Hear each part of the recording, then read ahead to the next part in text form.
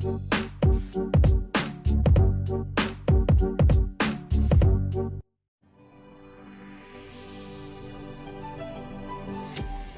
by Zentavos. Keep more of your money. Welcome back to Ask Sloan, everybody. I'm Sloan, and today I'm sitting here with Gary Katz, my patent and intellectual property attorney. You might remember him from a previous episode in which we covered patents and trade secrets. We had such a great conversation, Gary. We didn't even get a chance to jump into trademarks. So we're having Gary back today to talk trademarks, and it's a super important topic so that you can protect your brand. And we're actually filing some trademarks with Gary here real soon with our new fintech app, Zentavos. So Gary, how you doing today, boss? Excellent. Thank you for inviting me on the show. Yeah, no, for sure. Very exciting. I want to first tell the audience, what is a trademark? So a trademark is a market association with a name and a product. So it's typically established by creating a unique identity. And typically, the stronger trademarks are the ones that have no meaning in the marketplace, and that you establish it over time.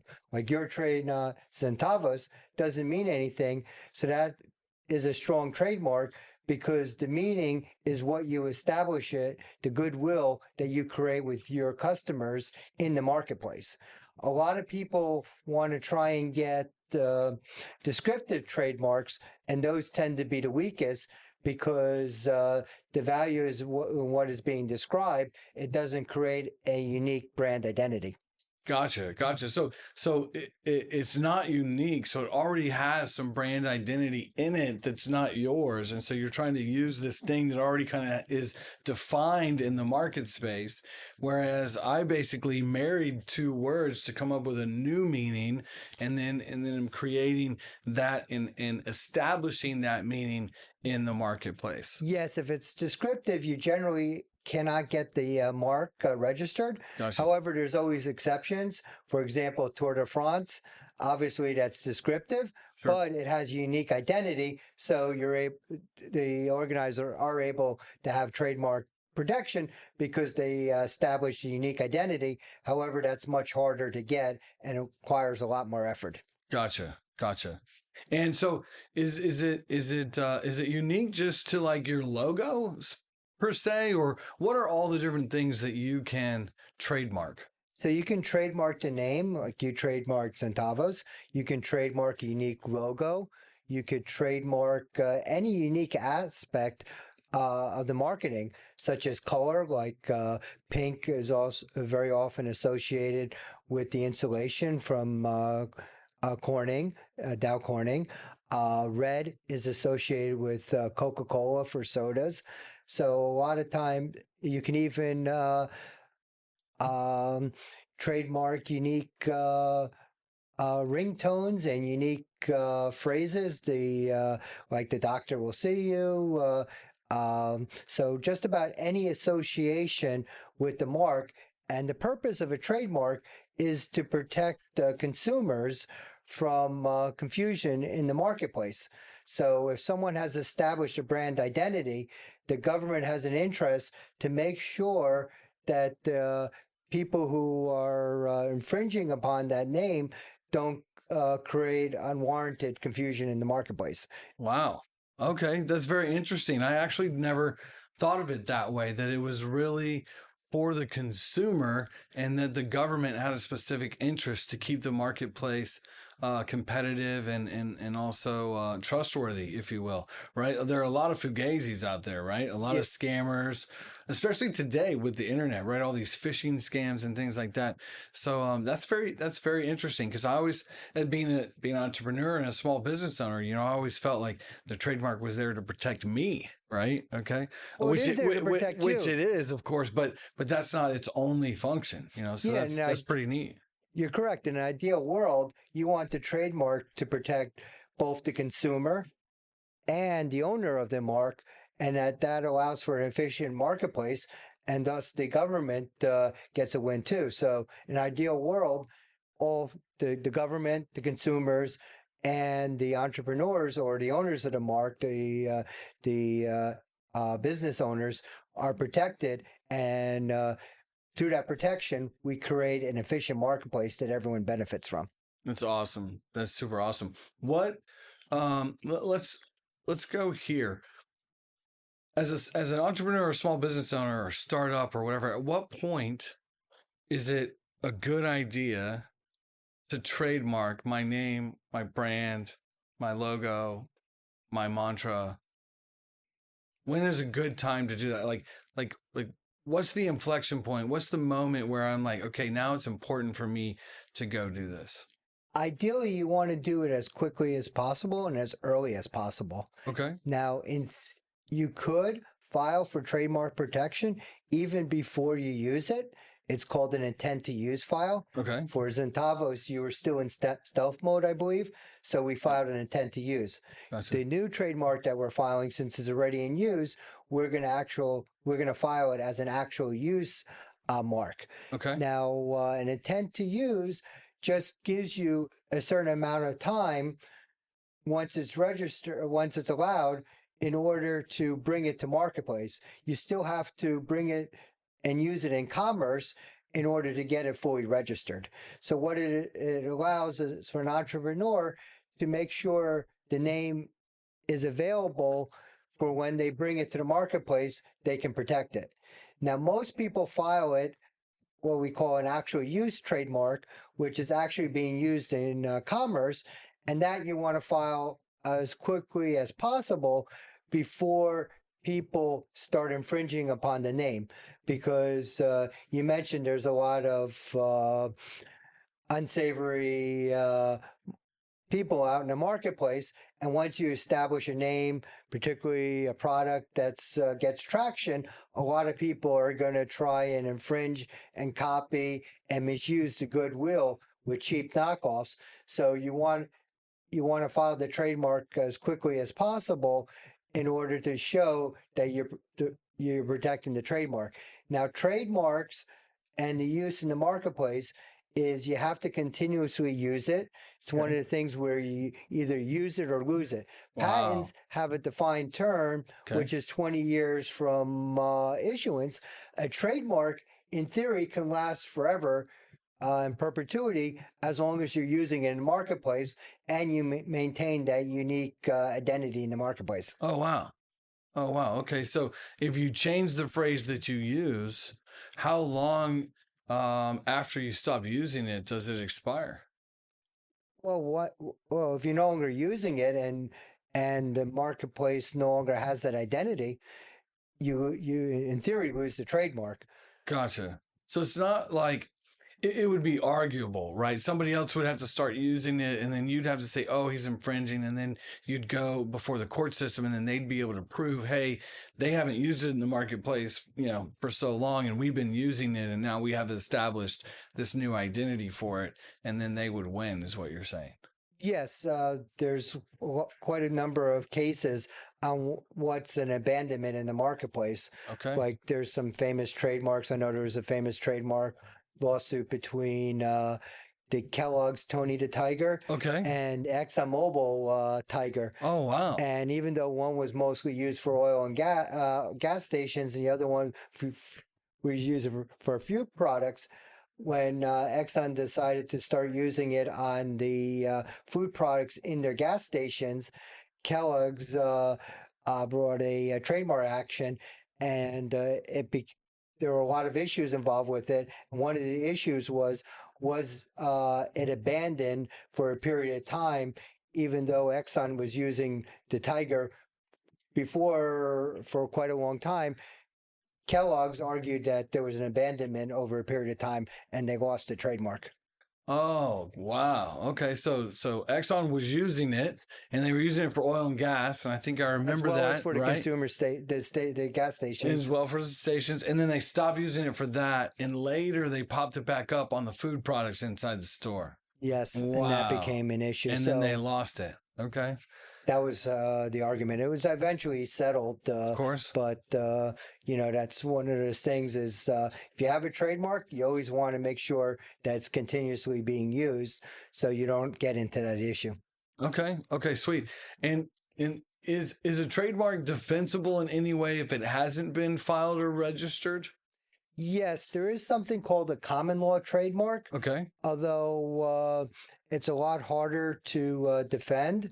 With a federal registration, you have the presumption of validity, and you have a lot of other benefits. Now, generally speaking, the trademark office, whoever files the mark first, has a superior position as far as the trademark prosecution. However, you could still challenge it, but the burden of proof is on the one challenging it. Gotcha.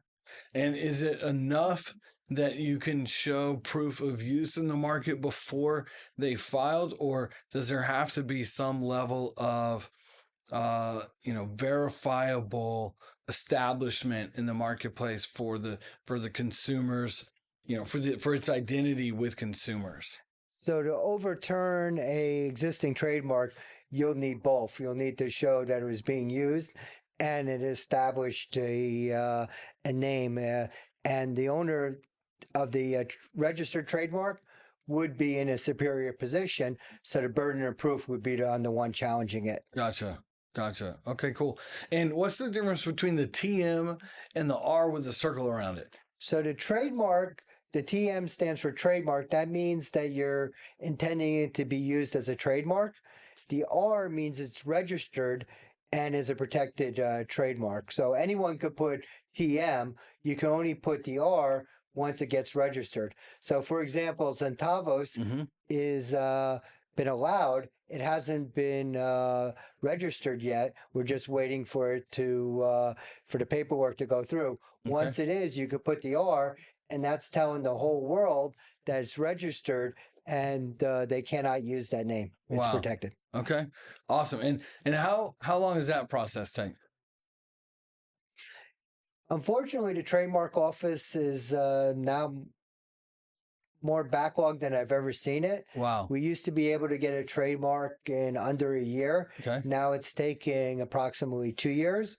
But the most important thing is to file it right away. Gotcha. And this way you get the filing date on record in case anyone's going to challenge it later. Gotcha. Gotcha. How many use cases? Because I know what we're doing for my new trademark is we've got the phrase on the app itself. We've got the phrase on the website, both in very prominent places, right? We've got the phrase on the social medias. Okay. How many use cases do you want to basically produce or file with the application in order to get approved? So you want as many as is needed to show that the mark is being used in what's called the description of goods. Okay. So the description of goods creates the metes and boundaries of it.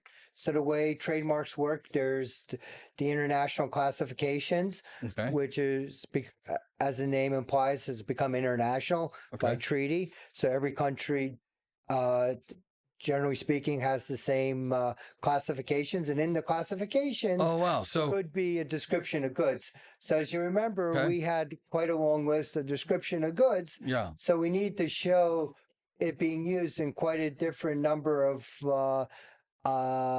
situations to support that entire description of goods. Gotcha. That's why I've asked for multiple specimens. If it's a very narrow description of good, you might be able to get away with one specimen. It just has to show that the trademark is actively being used in interstate commerce, more than one state, in association with that good or services that's described in your application. Gotcha. Okay, cool. So I know like 20 years ago, like the US was like, the U.S. is still like number one for intellectual property law, right? Okay, but the international community has come a long way. At what point did they standardize the list of categories for goods and services? I'm not sure. I've been an intellectual property attorney for 25 years. Right. So it's been as long as I've been in So intellectual property. it was that way since you started. Okay. Yes. So I'd have to look and see when we created the international classifications. Gotcha. Occasionally, I'll see a very old trademark, which has a different classification system. Gotcha. I'm not sure how far you have to go back, but that's very rare that I'll see a trademark filed on the old classification system in the U.S. Very interesting. So does that mean that my trademark, once it becomes registered, is registered internationally then at that point, or is it still only registered with the U.S.? No, it's still only registered in the U.S. Okay.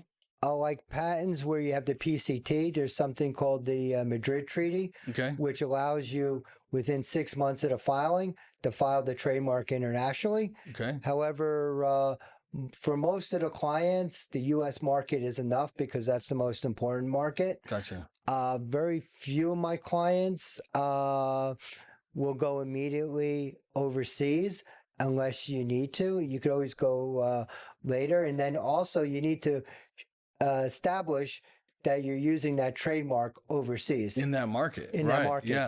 So we definitely plan on being international. And more than likely we'll go into, Mexico and El Salvador and some South American countries first in our escapades abroad.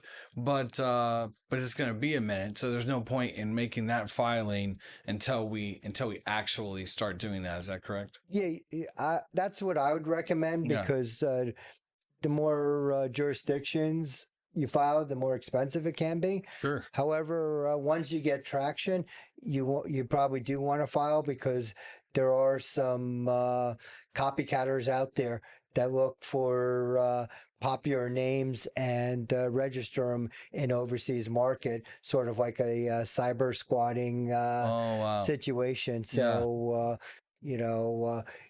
I would wait until you get traction, but you don't want to obviously wait too long. Okay, cool. And you mentioned price a couple of times there. What does it cost to file a trademark? And we're going with 3 classifications for my trademarks, right? So let our audience know what their burden is going to be to get this across the finish line. Yeah, so like all IP, it's not cheap. Fortunately for trademarks, it's a little cheaper than patent applications. Okay. So typically the filing fee, if you do it electronically, and almost all attorneys do file electronically, and use the standard description of goods, it's $350 per mark per international classification. Gotcha. So for example, your mark will be 350 times 3, because even though it's one mark, you're filing in 3 different international classifications. So it would be $1,000, a little over $1,000 in trademarks. When I worked for a law firm, we would typically charge $1,000 per international classification. What I do is I charge $1,000 for the first one, and then I typically discount the ones after that. Gotcha. So I do provide somewhat of a discount going forward. Yeah, that's nice. And I know all your clients really appreciate that, Gary. Of course, you don't have all that overhead that the big firm does and everything like that. So you're able to deliver a better value to your client. And that price was awesome. several years ago. I've heard firms charging $1,500, $2,000 for a trademark.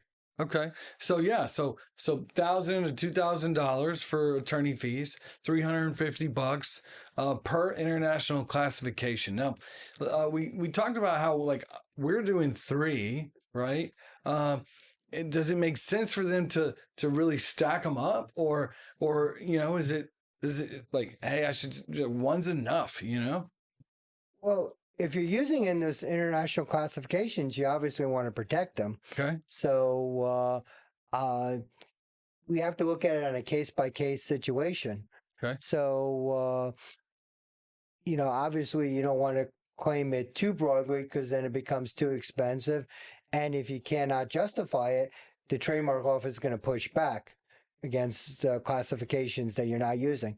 However, if you're legitimately using it and you're established brand identity, for sure you want to claim all those international classifications. Now, if as an example, we're not in one classification right now, right? But we're financial services. So the three that we're in has covered that, pretty broadly. But there's a couple of pieces that we weren't able to hit just yet. Okay. But they're kind of around us, right? And if we're going to be there one day, if we establish a great market position and identity with our brand and the trademark, does it make it more difficult for someone to encroach on those little things around us so that and block us from being able to get to get that later whenever we are doing business in those categories? Yeah, obviously, you have to look at a case by case situation. The standard is likelihood of confusion. If it's likely to cause confusion in the marketplace, then that it should be protected by the initial trademark.